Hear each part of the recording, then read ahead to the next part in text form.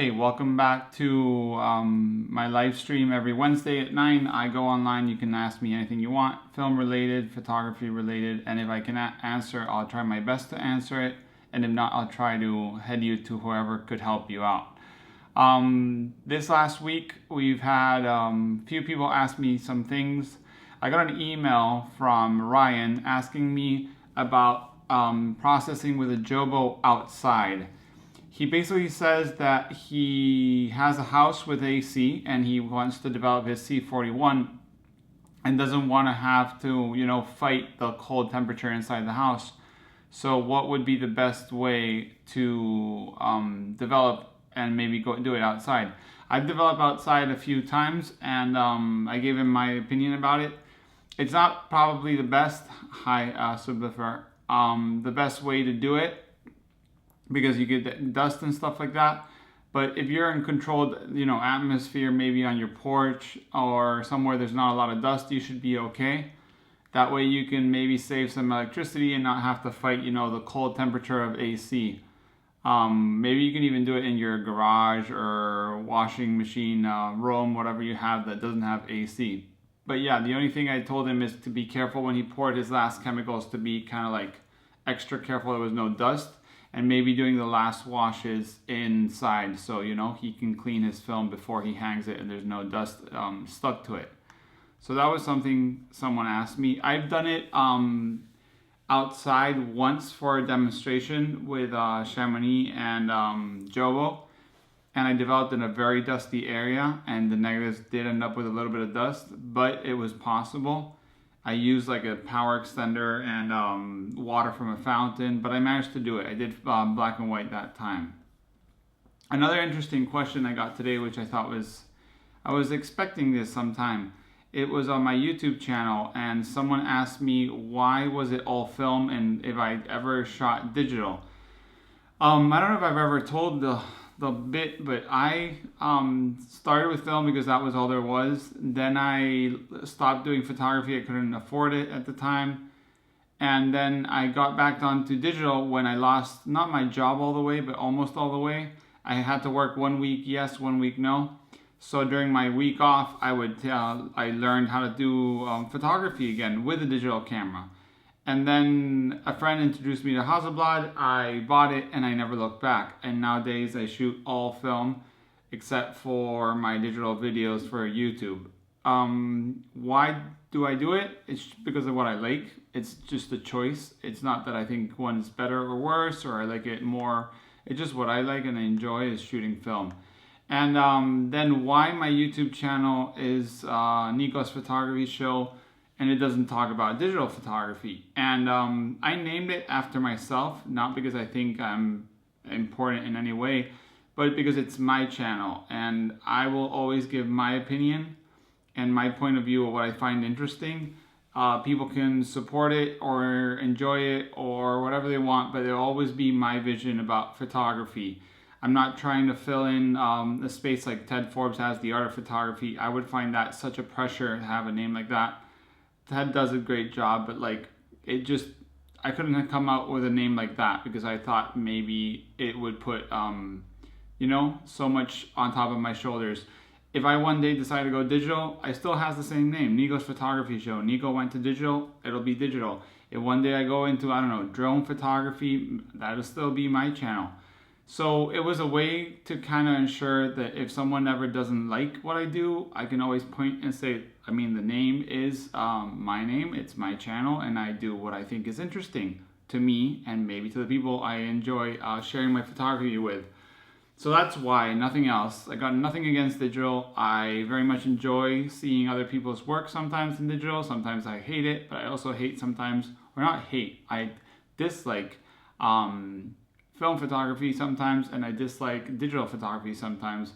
I don't think there's an absolute good or bad. I really think there's a lot of good work on both mediums, and that way I'm not going to argue about what's best or what I like best. I like film because it's what I shoot and I enjoy it. But I don't think that everyone has to shoot film, or if not, it's not film, it's not photography. I'm not going to be that kind of person. So that's to answer that question, which I thought was interesting. Apart from that, there's not been much this week. I told you guys last week I was going to do a project on 8x10. And what happened is I lost my helper, and I had to go and shoot with the Pentax. So I was going to shoot 8x10 portrait, not Provia. And I was going to take the CNR P2, which is a heavy camera. It's a studio camera, and because of not having a helper to carry the film holders, extra lenses, and stuff like that, I ended up going on my own with a Pentax 6x7, which is actually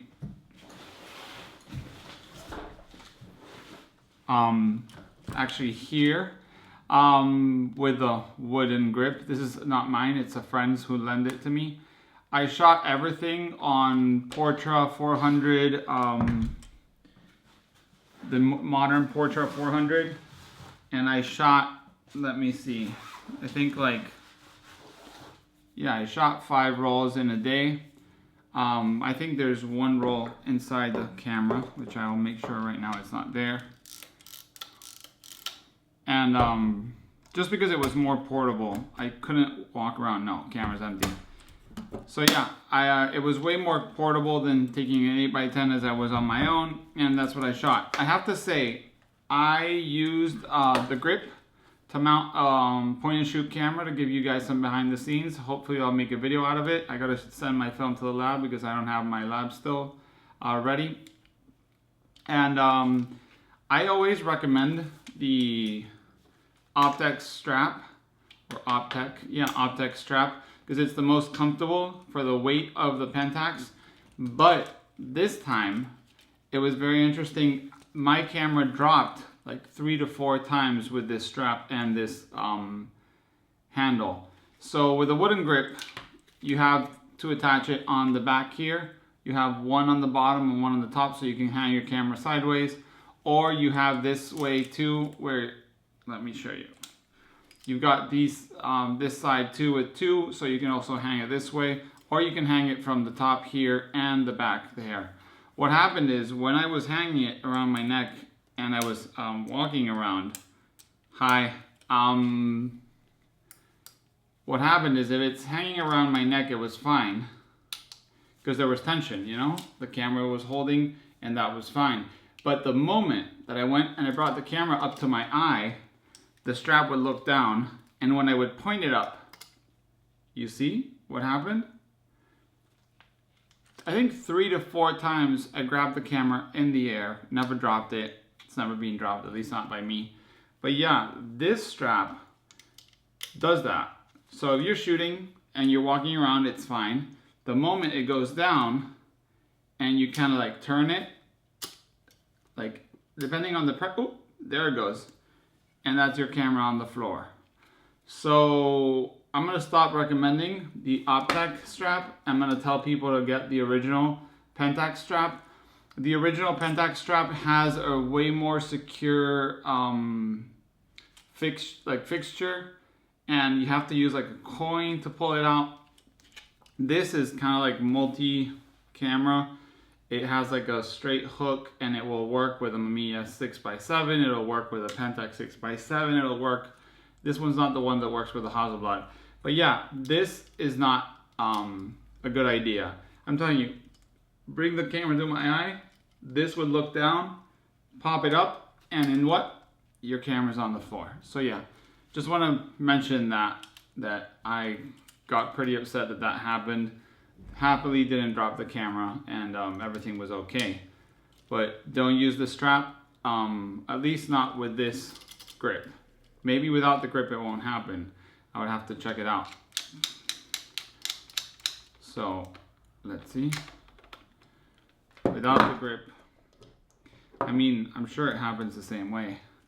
Yeah, Tariq, I would cry too. I'm telling you, first time I grabbed it, I had the camera like this to kind of like alleviate the weight, and it just kind of like let go, and it almost fell. And I wondered, I had to like repeat it 3 to 4 times to find out what was happening. But with a, I don't know, maybe the strap is different. But yeah, it still pops. You saw? You just have to kind of like push it a little bit, and that's camera on the floor.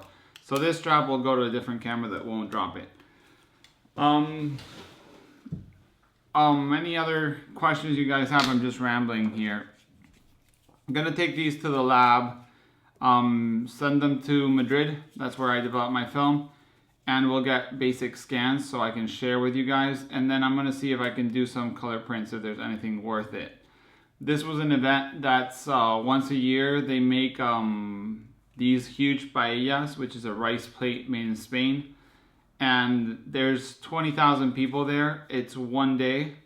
And people prepared for months in advance. I'm gonna maybe make it a long-term project with 4x5 because 8x10 is way too expensive to do it. So I'll share with you guys as I start the project or not. I did see, Tariq, that you ordered your 4th Pentax. I do wish you luck. If you guys don't follow Tariq, you should. He's got great work. He does great studio work with a Pentax, Mamiya, and 4x5 cameras. But he's a master at lighting. If you guys saw the Ferrania P30 film, the pictures that Matt Mirage did was at Tariq's studio. So those portraits in black and white, I think it's a dark skinned girl. Even though they're all the scratches, you can still tell the pictures are really nice. So yeah, you can check it out. I did receive my Ferrania P30. I made a video, short little video of unboxing it, because I had heard that it was re-spooled into some other brand of 35 film, and I wanted to check it out. So it's just 3 minutes. And I thought it was important, more than the fact of what the product is inside, is the fact that a new factory has started making film. And that brings to me, you know, a lot of joy to see a new player, because we see a lot of films come out. This 2017 and 16, we've had a bunch of brands coming out with new names or new brands. You got Japan Camera Hunter, we've had the Zorky, which is now Cosmo Photo, we've had Burger, we've had, well, Kodak is bringing back Ektachrome, but a lot of those films are actually rebrands. Like they buy Fomapan and they brand it to their name, or they relive, like Japan Camera Hunter, a surveillance film and make it under their brand. I'm not saying it's bad, but I really enjoy the fact that someone started a new factory in 2014, 15, whenever Ferrania did it, and we finally have a product we can shoot. So that's exciting to me. I also made a few videos that I will be posting throughout the next week. I'll be traveling to the US next week, so live video will be live normal, but my news will be probably posted while I'm flying. So bear with me if the news are not like perfect. But yeah. So yeah, any questions you guys have, let me know. I also was asked this week about Jobo. Even though I do represent Jobo in Spain, doesn't mean that I wouldn't recommend other brands. And someone was asking me, why is Jobo so expensive, and why would I recommend it? And my biggest recommendation is, first, it's built to last. Even though these machines are pretty simple, when you see them, it's a plastic bath with a tank and a thermometer and a heater on the bottom. They are the most expandable. So if you're shooting one kind of tank and then you grow out of it and you need more, you can just buy the expansion. The lids are compatible with all of them, the same with the magnets and everything like that. And it gives you consistency. If you don't want to do a processor, you can just buy the tanks and just do them. They don't leak, which I think is awesome. We use them at my workshops and there was no issue whatsoever with leaks. They are expensive, they last, they don't leak, you can grow with them. So if you ever want to go into color photography and you need that 38-degree temperature, this is the machine you want to get. There's other machines. I'm not saying you can't do it in the bath or in a kitchen. I have a friend that does it hand rolled and stuff like that. But this is what works best. And then something that if you're into large format you should know is the Expert line. The Expert line of tanks is the best system for large format. We have the Jobo 3005 for 8x10, 3006 and 3010 for 4x5 and 5x7, 3062 for 11x14, and 3063 for 20x24. And this is up to. That's the best ever. Like, these things are so good to develop film. Tariq says he's had the Jobo ATL 1000 since 2004, never had a single problem. I'm glad that you use it a lot. I have the ATL 2200 and never had a problem, and it's being used professionally by someone else and now by me, which I don't know if I could consider myself professional developing or photographer. Tariq is probably using this system, which is the 2509N, and the small tank, the 2520, and you can also use 2 of these on this tank and develop 12 sheets at one time with like half a liter of chemistry. So yeah, it's an awesome system. That's why I recommend it. Not that I have anything else right now. I do sell these in Spain, but it's not like I would recommend you something else. I actually have all my machines before having any commercial relationship with them. So I had a bunch, bought a bunch, and still would buy them if I had to start again. I started with Jobo because I sent my film to the local lab here in Bilbao, and they screwed up all my film. They cut through my negatives, they stapled them, they messed it up. So I looked online back in 2009 and found there was this brand called Jobo that you could do it yourself.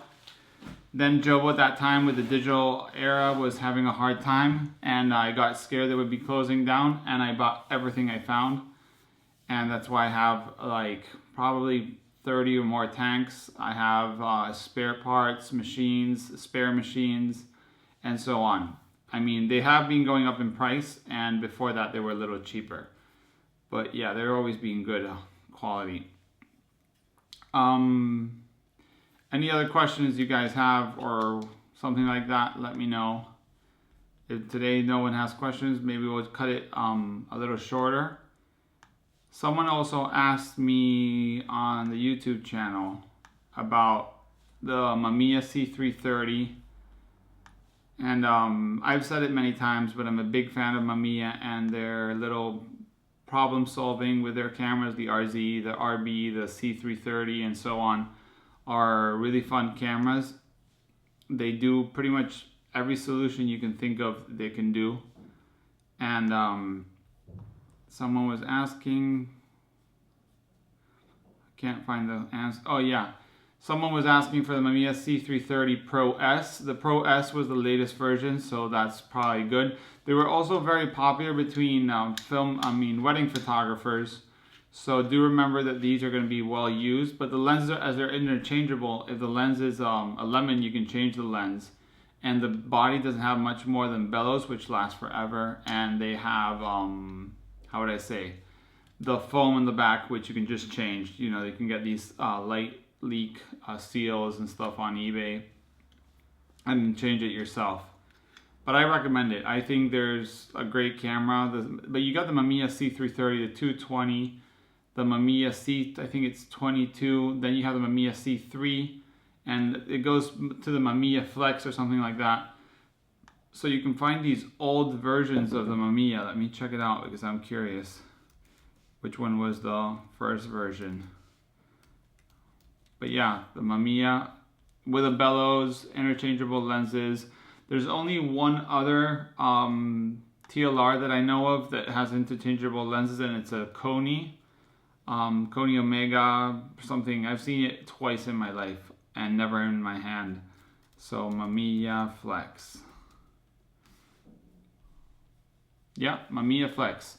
Right now you can find one on eBay for $131. So whoever says that medium format is expensive and all that you can find for that price is, I don't know, some Yashica, you can get a Mamiya Flex for $131. There's even one cheaper. This is a Mamiya Flex with no interchangeable lens. This is just like a fixed, probably the first version, for $65. You've got a Mamiya Flex C2 for $119. I mean, these are cheap cameras, I'm telling you, and they're great cameras. don't just read online that the best camera is going to be the C3 Pro S. That's the latest version, probably the one that works the best. But these old ones work great too. Have you tried the large format Polaroids from Impossible? I have. I have shot, I think, 3 to 4 sheets. I've been wanting to make a video on about how it works. I did an unboxing about it. Their boxes are huge, but haven't had the chance to do the video. It is Impossible film, so the colors are not true, but it still gives a funky effect, and having that huge 8x10 sheet is fun. I did screw up my first shot because I didn't read the instruction properly, and I put the front of the film, which is like a Mylar, the wrong way, and my sheet of film went in and there was no pot or chemistry. And that was pretty bad, got me pretty angry. Then it takes forever to develop. I think it takes up to 45 minutes to be fully developed, and even then, we shot a picture of Evian, a friend that came over, and the day later, still the colors have shifted, even though it looks pretty good. You can go on to, I think it's my Instagram, which you guys are on my Instagram now. You can go to my Instagram account and check like a picture of my CNR 8x10, and there's a picture there of Evian. You go to the tag, he's got a shot that we took here. He took it home. So far I've shot 4 shots, and I don't have one of them. They're all in their owners. I think the whole fun part about doing Impossible 8x10 is sharing and giving the picture away.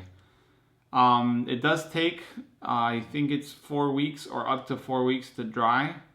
So if you ever do shoot it, be sure you don't like store it wrong, and you don't throw it in your scanner super fast, because you might get like some of that goo on your scanner and screw your scanner, because it's like corrosive.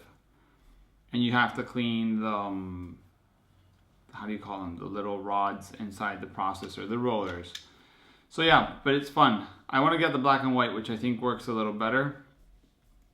I'm checking this Mamiya Flex, and they're so cheap. I feel tempted of buying another one. They're around $120 to $150 in the US. Damn, never seen this one. There's not many cameras with a wooden grip, and if you thought the Pentax was the only one, there's a Mamiya that also has one. And it's actually pretty interesting. I wonder if you can change the screen on these old versions, because some of these are really old. I'm gonna check this one out. Now that someone reminded me about them. This is the worst part. I'm also gonna see if I buy a Fuji GW690 for workshops, and it's probably the cheapest film camera, like rangefinder, modern camera you can buy, mechanical, no electronics. So I would go check it out if you're interested in buying one. In Japan, they're selling for so little that I recommend them. But yeah, any questions, Sublifer, about the Impossible 8x10? Because I can see if I can answer it. I'm not the most experienced, but I can try to answer it. If not, we'll see what comes along. Stuart, which is the one that asked me about the Mamiya C330, he was looking for one for $800. Wow, that's expensive. But it is the Pro S, which is the newer version. And he got a Pro F, which is great too, with an 80, 185, which is probably 180. There's no 185. Prism and so on for $600. Nice. He says he has a GF670 that could be available. I can't afford right now to buy any of that expensive stuff. That's why I want to get the rangefinder from Fuji, the GW690. Any other questions? If no one has any questions, maybe we can just cut it short. I'm not gonna push it if people don't want to go around asking anything. I'm in the middle of trying to open a new YouTube channel in Spanish, so I can do that easily. And but yeah, not much else going on this week. I've been, I did do a video on mounting the Fresnel lens on or screen on the Chamonix F1, and we'll have that uploaded in a few days. And not much else. So if you guys don't have any questions, I'll see if I cut it short. It's fine. I don't, very concerned if not. This is just done for people to ask whatever they want, and if no one has questions, then, well, happily we'll join next week again. Hi, Patricia. I have a daylight tank. It sucks. Can you recommend a good darkroom tank? I was saying, I highly recommend Jobo. What kind of film are you developing? 35 or 120, James? The daylight tanks, the problem with them is they usually leak and they're not the best for loading. They're not easy. Jobo made one that there's a video online from Cat Labs, which they show how to do it, and it's pretty complicated. James, what I recommended before, if you didn't watch, is the Jobo tanks have a good thing. Even though they're a bit more pricey, they do have the option to upgrade. So you can start with a smaller tank, and then if you go to shooting more, you have more, and you can get one of these. They use a rubber top, which you can see here, and you do like a positive pressure, and it does really well. You can also check Jobo gear on secondhand, Craigslist, or whatever you have in your country, and you'll find them very cheap, because I've seen Jobo tanks for $5. And the reels are not cheap, but they do work great. They're easy to load. They have the option to do two 120s if you want. You have the Jobo 2400. That's the one that's like the self daylight. I'm not a big fan of it, and obviously you're not. So yours leaks. Mine don't leak. I have all the Jobo stuff and they don't leak. I actually don't have a good time with Patterson tanks. I know a lot of people use them, and I got nothing against it, but I just can't do it myself. So yeah, I'm using the Jobo 1520, which does two 35s, and when I'm doing it in my darkroom, I'm using the Jobo 2550 that does 5 35s, or the 2563, which does, I think it's 6 rolls of 35. And that works great. No leaks, no problems, easy to load up. 35 is really easy with the reels. 120 sometimes gets a little fiddly. I still use the stabilizer or the photo flow inside the tank. Supposedly you shouldn't. I have no issue with it. Someone asked me that too. And if you do have, you can just you know, wash it off and with some like just soap and stuff. Do you have any favorite photographers or maybe inspired by any project recently? Mitch is saying Irvin Penn. I'm guessing that's his favorite. My favorite photographers are, I'm not a big book guy. I checked a few things back and forth. I used to buy more books. Now I just try to invest on film and stuff like that. But I have to say, photographers that really struck me has been Stephen Shore. Actually, I went to see the new topographics exhibit here in Bilbao years ago, and I bought the new topographics books. Nicholas Nixon really amazed me. His early work of the building, stuff like that. He's got the project with his wife and her sisters, which is also very interesting. I know he's got a few books that maybe are different, but I really like his early work in new topographics. Stephen Shore, I very much enjoy. His 35 work is not so interesting to me, but just, I don't know, just because maybe it was his earlier work. I think it's Richard Mistrak. I don't know if I'm pronouncing that right. I also enjoy, I have a book, which I don't know who's the photographer, maybe it was him. It's called American Power, which I really enjoy. Or let me check it out. Give me 1 sec.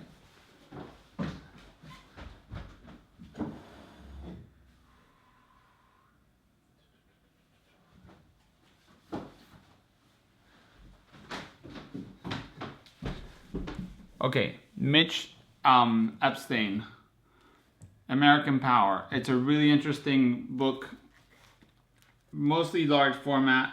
He tells the story of how he was put in trouble for taking pictures of like electrical companies, because it's like the Mob.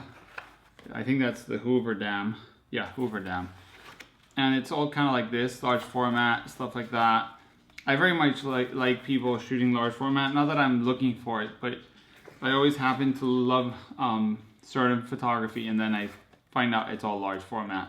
I don't know if it's the aesthetics or the, you know, you got to really take your time to take the shots that makes it interesting. So yeah, I really enjoy this book. Elliot Erwitt, I've seen him, I've seen his work live and it's amazing. I also recommend him. Winogrand, I love. There's a few street photographers that I like a lot, but then I don't enjoy doing my own street photography. So I check large format because that's what I like doing, and that's what I try to go towards. My street photography is my family, and that's what I shoot all the time. So if I'm out shooting street photography, it won't be if there's none of my family there. I'll just shoot that. He says, Michael says, have you found the, let me see, I'm going to have to read all these names and check them out. Have you found the lack of character of the GW690 lens in the out of focus areas bothersome?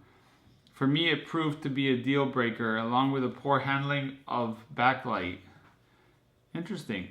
I have a few shots. I had a Mamiya, the Fuji 690, but I had the modern version, the number 3.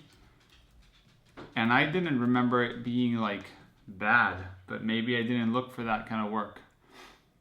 Woody Gooch, I'm gonna have to look for that. Woody. It's kind of nice to see you guys saying photographers because I'm not a big name guy. Oh, it's kind of like water photography. That's interesting. I live next to the ocean. I never go in the water. I'm pretty bad at that. Then I'll live inside the inland and I'll always miss the beach. So let me see my albums. I'm just checking for the 6 GW. Not bad, just tasteless in the out of focus. Okay. It's just everything. I guess I shot stopping down the lens a lot. I can't remember especially any issues. Yeah, all my shots are pretty much daylight and there's not a lot of out of focus. I think some of my favorite shots were done with that camera. But I don't find it especially bad. I'm not the kind of guy that loves the out of focus stuff. Like if you're gonna ask me about bokeh and shooting wide open, I'm not the guy. I never open my lens to like 1.4. I don't even think I own a 1.4 lens. The widest I shoot is f2 on my Leica, and because there's no lake, so I have to shoot at f2. If not, I'm shooting at f8, f11, f16 most of the time in 35 and 120. And if I'm shooting large format, then I'm stopping it down to f22, f32. So I'm not looking usually for that character on the out of focus. I have an Aero Ectar from the Graflex camera, the Steve Burnett combo, and I can't get myself to it. I find the out of focus to be way too much. Actually, the lack of focus sometimes makes me pretty angry. I do know the shallow depth of field, and you got to really keep your subject still. So I need to test it more. I haven't sold it basically because I feel I haven't tested the camera enough times. But once I feel like I've tested it enough, if it's still not my favorite thing, I'm going to sell it out because it's not worth having there just sitting. Even though I do enjoy the Graflex, so maybe I'll keep the Graflex and just sell the lens. So yeah, favorite photographers you guys were asking me. Ansel Adams, I mean, I'm not a big landscape photographer, so I usually look at a landscape picture and I find it amazing. Maybe probably up close in person, I would love it even more. But it's not my kind of photography. Nothing against it, just doesn't appeal to me. I've been to the Clyde Butcher gallery in the, Everglades in Miami, Florida. And it's impressive. His work is impressive. It's huge. It's printed in the darkroom, which is amazing. Because printing huge in the darkroom is really hard. But also not my kind of favorite photography. Michael, I'm going to get the GW690 again, and I'll be shooting it with it maybe all summer, hopefully. and I'll be posting results on my Instagram and accounts and whatever, so you guys can check it out, and maybe you can find if you like what I get out of it or not. I'm not buying the 3 though. I'm not going to spend the extra cash. I'm just going to buy the 2 because I don't need it. And you were also saying about backlit images. I don't think I shot any backlit with the few examples I have. Not really. But mine handled fine, at least to my eye. Not much on my Flickr with that. I keep my Flickr, I don't know, just to not take it down, and I store like whatever pictures. Do you guys use Flickr still? Because I know Instagram has basically swallowed the social media for pretty much everything, photography or whatever you want. But I find the indexing in Flickr was really fun. The groups were fun back in the day. The community was really interesting. I met a lot of great photographers, which I miss having more contact with after Flickr went down. So, I mean, it's still up, but I mean, like, it went down in popularity. But yeah, you get 1 terabyte of free storage. I'm not a pro anymore. I used to pay for it. But the tags, the commenting, it was so easy to comment and answer people.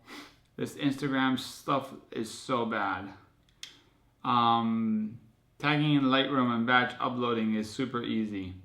I think I left Flickr before I could do that, or maybe never learned. I'm terrible at digital technology, so that's why my YouTube channel is probably quirky as it is, and I don't have more uploads on my channel or my Flickr. I one day will have to learn myself and teach myself digital photography and digital editing. That's going to be an interesting thing. Yeah, also you can view things in high res to assess the whole actual rendering. That is true. I really enjoyed even though they did compress it like YouTube does too. It says it's 4K, but then it's never 4K. It says it's 8K and it's not 8K. But yeah, you could download. All my work on Flickr is full resolution. So if I scan humongous, like this 6x9 shot is 6,500 pixels by 4,400. So that's pretty humongous. Let's see, view all sizes. Original. I think I'm gonna crash my computer. This laptop. Yeah, everything's huge. I used to scan at full resolution. These scans are so not sharp.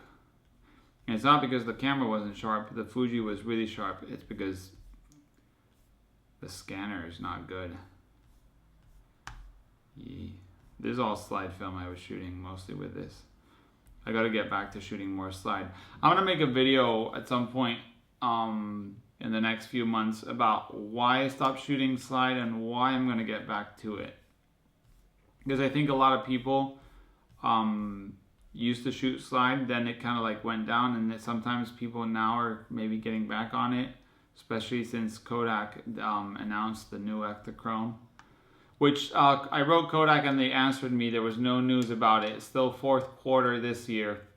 So if you're expecting that film, you're going to have to wait like everyone else, and there's no updates. The guy told me when there's anything to say, they'll make a official statement. Sometimes I wish there was a closer, conversation with big companies, but it just kind of gets like, corporate. You write Fuji, they probably don't answer. I wrote Kodak, they did answer, but it probably got like someone just saying, we're sorry, there's no news. I like small companies because they get more personal and you can talk to them about that stuff. Checking out different photographers you guys told me. But yeah, pretty much everyone in the new topographics I found amazing. I don't know, there was something that appealed to me in that exhibit, seeing those small prints. For those that print big or print small, you should, hi Thien, you should check out the 8x10 contact prints from the new topographics. I think it was Nicholas Nixon had some and a few others. And those contact prints have so much detail. You walk up close and you check it out and it's amazing. So yeah, try out doing contact prints, even if it's a small format like 6x6 or 6x9. Put it on a small frame, put it on your house or your bathroom or whatever, and you're gonna be amazed about how much you enjoy it. But yeah, any other questions, ask me. I'll be posting this summer, even though I'm traveling, I will be posting. I will be doing the news, I'll be going live. So you guys, anything you want to ask. Hola Luiso, no entiendes nada. Luiso, aprende inglés. Luis is a friend from Madrid that doesn't speak a word of English, so that's for him. That's why I'm starting a new YouTube channel all in Spanish, because I have too many Spanish friends that want me to do more content. Other things I did today, I did watch the artist series from Ted Forbes, which is amazing. He's got one more video coming out, and I hope he comes out with more after this, because I do enjoy Ted Forbes' videos. I think he's done a great work with photography, but the digital part of his channel has turned into sometimes not so interesting, like, you know, the vlogging gear, the microphones and stuff. I mean, all these kind of setups don't appeal to me, but the artist series is probably the best photography videos on YouTube. In the fact that he's covering, you know, professional photographers with a long career. They're describing their work. It doesn't look like he forces them to talk about anything. They just talk about things. It's very, very, very easy to see, very nice to see and watch. And I highly recommend you check it out.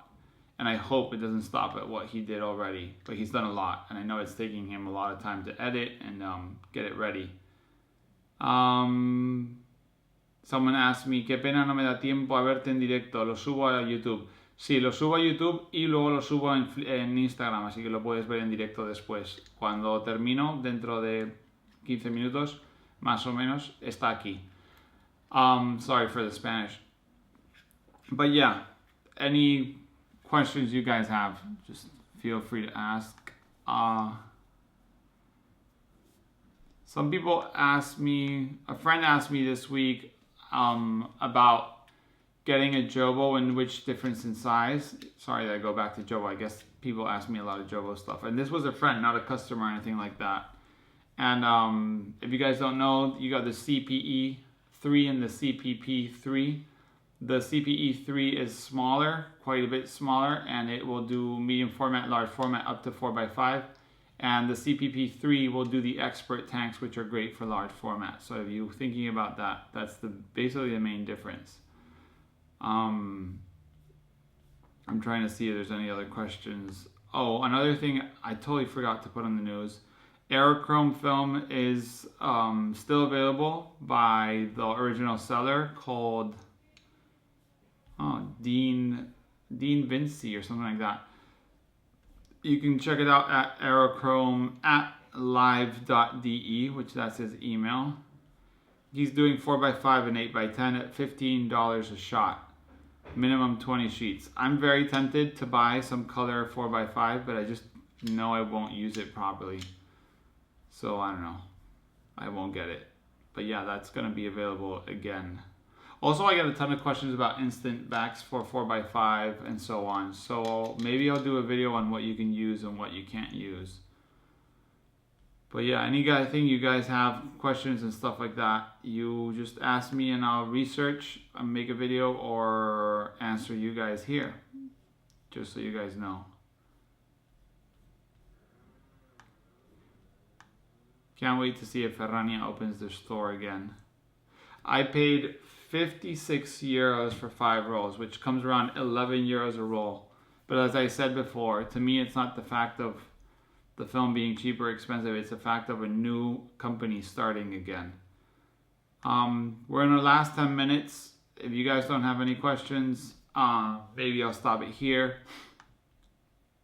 I understand it's summer, a lot of people are out, or maybe I'm just always talking a lot and people don't ask. Bronica RF645 is what I'm thinking of getting instead of a 4x4.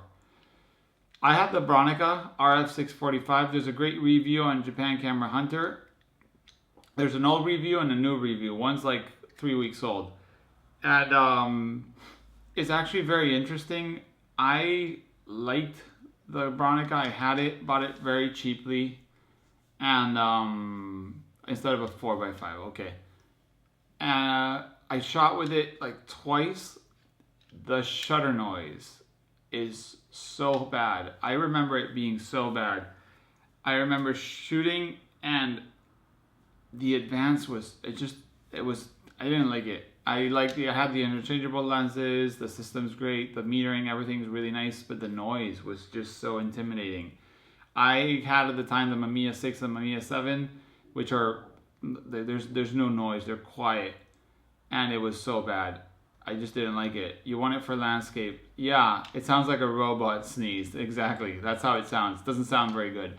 Ramiro is asking for slotted Graflex film holders.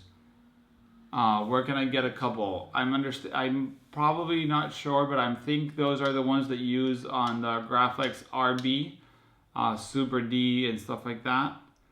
And those are probably best to get in the US because, let me see, eBay.com,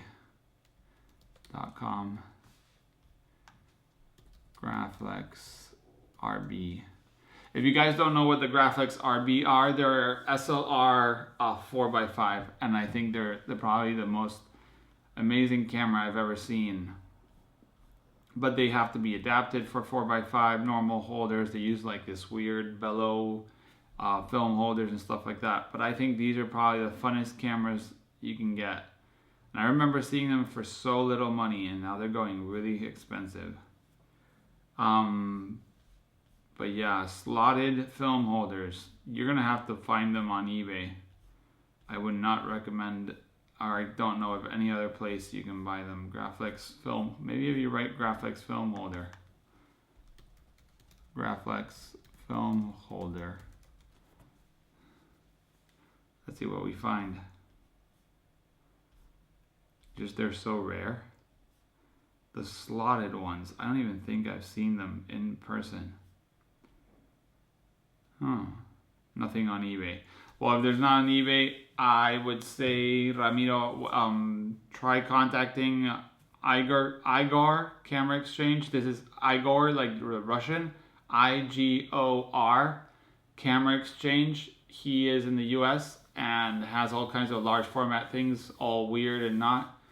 He probably has some. Also, there's a guy that has like 11x14 enlarged and stuff, super rare stuff. CNR 11x14. Let me see who was the guy that had this stuff.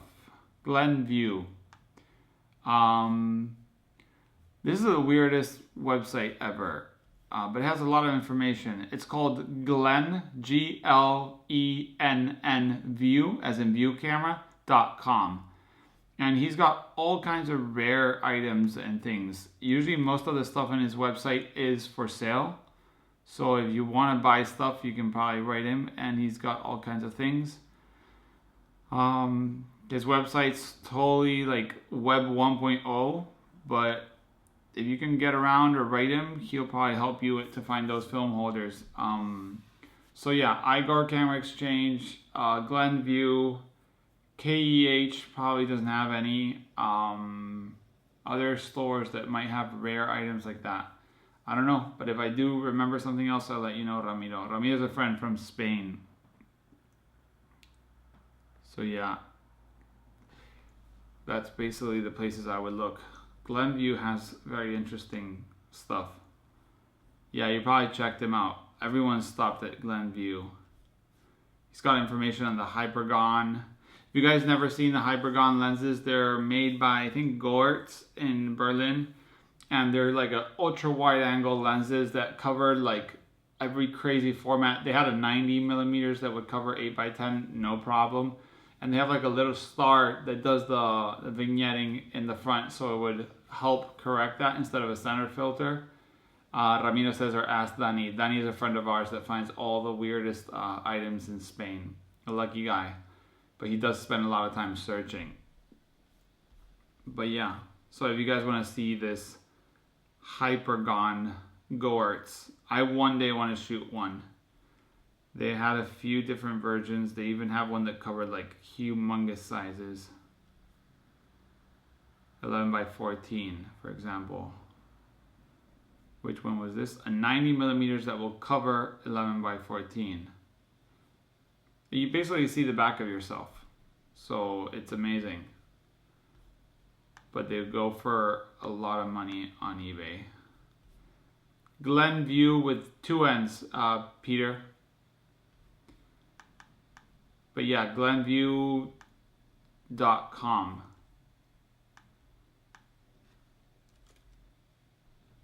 Yeah, glenview.com. And he has all kinds of stuff.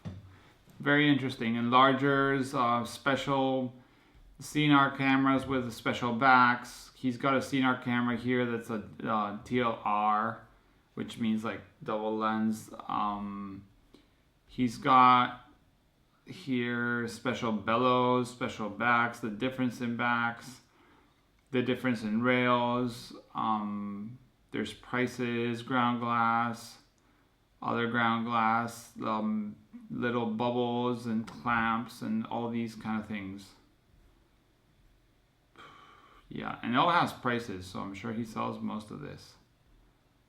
Special adapters to use on, there's an 11 by 14 CNR camera, 4 by 10, no, 8 by 20, that has to be interesting.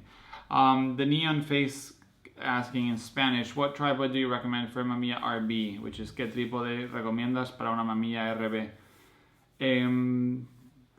Yo tengo el Manfrotto 190, el de aluminio, el más barato, cuesta como 190, 200 euros. Y la rótula 410 de Manfrotto. Creo que tengo un vídeo en el canal de YouTube abriendo ambos. Y es lo que yo uso con la RZ. Y va muy bien. I recommended him the Manfrotto 190, the aluminum one. I just bought the aluminum one, the cheapest one, because I didn't need anything fancy carbon fiber. And I used the 410 Manfrotto head, which has the geared 3-way head, and it works great with a RZ, so the RB should be fine. De nada. He's saying thank you. Yeah, Glenview. I always forget about this website. It's probably, yeah, I'm telling you, probably the best information around there. The tripod adapter CNR Cam 2. Wow. Has like all these bubble. This is amazing. I'm telling you, best website for a lot of weird large format stuff. And he makes his own custom things, special rails. I'm telling you, amazing. And he sells the stuff, so if you guys need something, you can just write him and he'll let you know. But yeah, I think it's 10 o'clock. So I'm going to call it there. Thanks for joining. Sorry that it got a little slow there in the middle. But I depend on what you guys want to ask to make this more interesting or less interesting. So yeah, thank you for watching. I'll upload this for next week, and tomorrow I'm uploading last week, so I keep a little rhythm there. And see you next week. Thank you. Next week I'll be in the States, so I'll be in daylight instead of neon lights.